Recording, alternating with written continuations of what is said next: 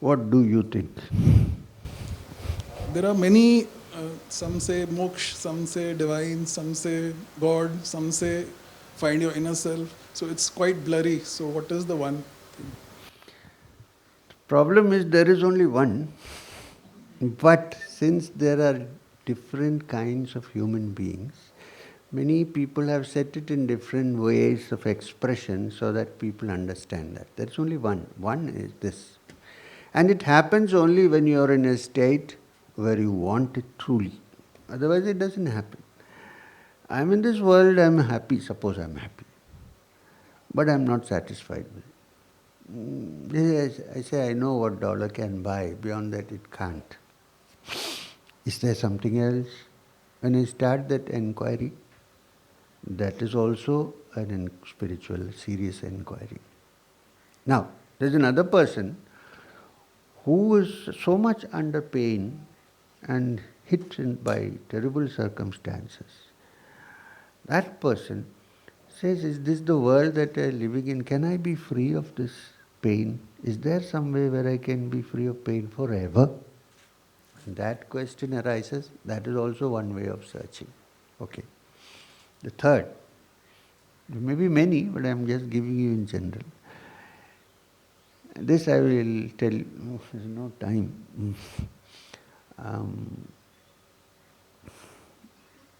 There was a ruler in the state of Punjab who wanted to expand his territory, actually from Patiala. He wanted to expand it many years ago. In those days, if you had to expand your territory, you need to get permission from the emperor in Delhi, the Mughal emperor in Delhi. So he came to Delhi to meet the Mughal emperor. It was the last Mughal emperor who was arrested and sent to Burma by the British for taking part in the Indian Revolution. Bahadur Shah Zafar who was the Mughal emperor. So he went to him and asked him for permission to expand his territory and also some soldiers and ammunition and so on. Arms, not those days. Bahadur Shah Zafar was living alone almost in that Red Fort. It was the end of almost the Mughal rule. He told this man was a Sardar. He told him, okay, if you are keen, I will give you permission. I will also provide you with a general and some soldiers. But there is no guarantee that the general, after occupying those territories, won't proclaim that I am the head and throw you out. There is no guarantee. Now, on the other hand, do you really want to expand your territory? He said, yes. Okay. He said, look out through the window of the Red Fort. Look down. He looked down and under the tree, he saw a fakir sitting there. You know what's a fakir? One fakir sat in Shirdi for many years. He saw a fakir sitting there with torn clothes, with a dabba in his hand, wearing just rags. But his face was smiling and he was raising his hand up and talking to somebody, nobody knows who. And his face was shining and with great joy he was laughing, bursting into peals of laughter. So the emperor said to this man, look at this man's face. You seen it? Now look at my face. Emperor of Delhi. How do I look? Sad, depressed. So, having seen this, go back and think well and then decide if you want to expand your territory, then you come back and I will help you. The story is this man went away and never came back. Nobody knew where he went. He never came back. Several years passed, so there was no ruler in Patiala. So the brother took over reins and became the king. There are many meanings in this story. I am not saying for entertainment, please. After that, then king of Patiala decided to go on a pilgrimage, Hemkund Sahib, Badrinath, and so on. So he came to Rishikesh. This whole retinue landed in Rishikesh.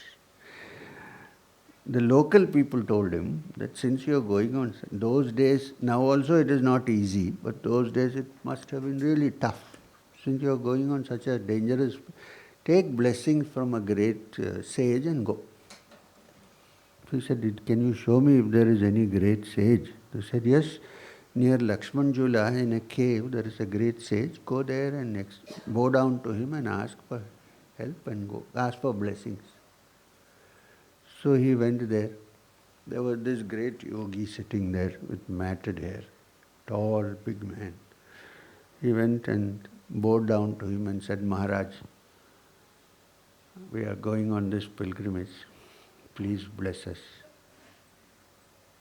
And then the yogi looked at him and said in a big voice, strong voice like BBC, Tathastu. So be it. Blessings. This man suddenly discovered that it is his brother's voice. And then he looked at him, it was his brother. He said, what are you doing here? I am the ruler because you went away, so I am to you, please come back. He said, what for? He said, what did you call me just now? He said, I called you Maharaj. Yes, I am the Maharaj of this universe. Why would I do in Patiala there? What will I go there and do in that territory there? I am a free man. So some people, like this man, who became later Tapaswiji Maharaj, he used to live near Bangalore, he is no more, lived for many years. See this world and its situation and decide, this is not good, this is not enough, we need to look for something else. That's also one way of, this is also another reason why people look for spiritual fulfillment. Now, the fulfillment, whether you call it moksha, or whether you call it Brahma Sakshatkara, or whether you call it vision of the divine, or whether you call it, it doesn't matter. These names don't apply. It comes only when one tries to break loose from the bonds and try to move forward. Name is not important. You may call that God, you may say, I don't want to call it God because it is something I cannot describe. If you can really accurately describe God, it ceases to be infinite, right? Your finite description of it, of course. Chaitanya Mahaprabhu said beautifully, he said, if it is an infinite supreme being, it can be with form or without form, and with and without form at the same time. Otherwise it is not infinite. Finite object cannot be. So this is unnecessary controversy. Whether go there and see for yourself.